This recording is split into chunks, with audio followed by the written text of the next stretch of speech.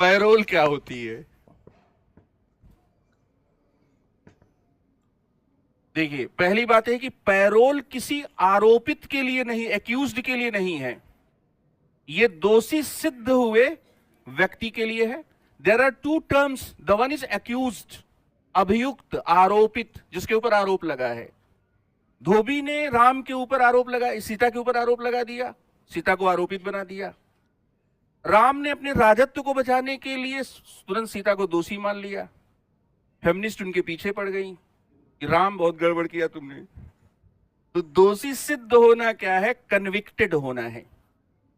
आरोप पुलिस लगाती है, लेकिन कोई व्यक्ति दोषी सिद्ध हुआ कि नहीं हुआ यह न्यायालय तय करता है। दोषी सिद्ध हुए व्यक्ति को अगर मान लीजिए दंड दिया गया, तो दंड या तो जेल होगा या जुर्माना होगा या दोनों होगा।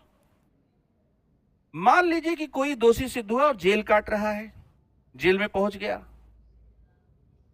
और उसको यहां पर मान लेते हैं कि उसने कोई बड़ा अपराध किया है, मर्डर वगैरह, 16 साल की कारावास की सजा हो गई। अब मान लो कि 1 जनवरी 2025 को कोई व्यक्ति जो है वो जेल गया और 16 साल बाद 2041 में घर पर आए, क्या होगा? घर के सदस्य कहेंगे कि आप कौन, यही कहेंगे ना। इसलिए व्यक्ति का अपने परिवार से संपर्क संबंध बना रहे, इसलिए उसको जेल में सजा काटने के दौरान पेरोल के तहत अपने परिवार के या परिजनों से जुड़े हुए किसी मामले, अपने स्वास्थ्य के मामले में उसे बाहर जाने की अनुमति दी जाती है, लेकिन वह उसका अधिकार नहीं है। यह मानवीय आधार पर यह क्या किया जाता है। और जेल जो है, वो कारावास जो है, वो राज्य का विषय है। जेल जो है, ऐसा भी होगा कि जैसे 16 साल बाद पहुंचेगा, उसके बच्चे उसको नहीं पहचानेंगे, तो मम्मी को बताना पड़ेगा कि ये तुम्हारे पापा हैं।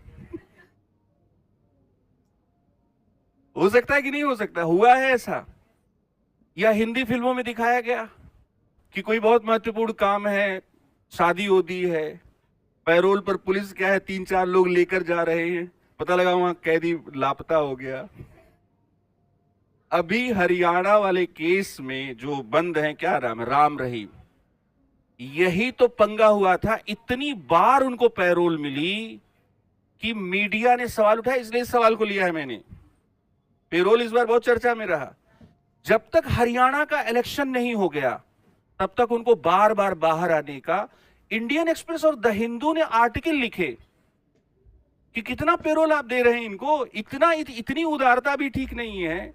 तो यहां पर ये क्या हुआ, अब उनको कौन सा है कौन नहीं पहचान रहा। हर 3 महीने पर उनको कोई हार्ट की समस्या हो जा रही, कोई बीपी की समस्या हो जा रही, उसके आधार पर उनको क्या है, पैरोल। तो पहली, अब यहां पर और भी पॉइंट समझिए, जनरल पॉइंट समझिए।